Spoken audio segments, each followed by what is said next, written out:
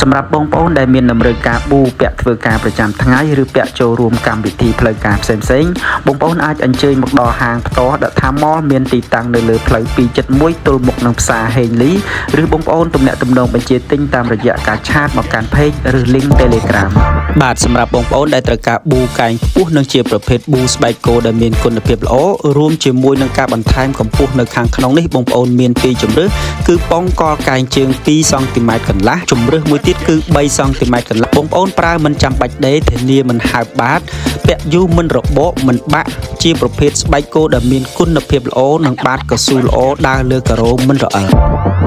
សម្រាប់បងបងដែលស្រឡាញ់ប៊ូអត់ខ្សែម៉ូដនេះគឺកំពុងតែពេញនិយមមែនទែនជាមួយនឹងប្រភេទស្បែកដែលទន់ស្រួលពាក់ប្រើយូរមិនរបកមិនបាក់បាតប្រភេទកស៊ូដែលមានគុណភាពល្អកាច់មិនបាក់ដើរលើការ៉ូមិនរអិល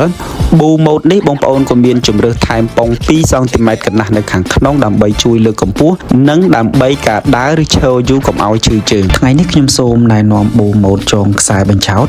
សម្រាប់បងប្អូនដែលត្រូវពាក់ប៊ូម៉ូដចងខ្សែនៅក្នុងកម្មវិធីផ្លូវការផ្សេងៗ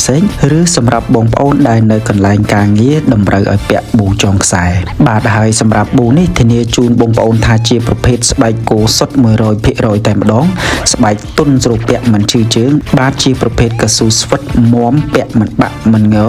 ហើយយើងក៏បានដេរបាតមួយជុំហើយស្រាប់ផងដែរហើយមួយវិញទៀតសម្រាប់បងប្អូនដែលត្រូវការកម្ពស់បន្ថែមយើងក៏មានថែមជូនប៉ុងមួយគូកម្ពស់2សង់ទីម៉ែត្រកន្លះដែលបងប្អូនអាចកពាក់ជួយលើកកម្ពស់ប្រហាក់ប្រហែល6សង់ទីម៉ែត្រ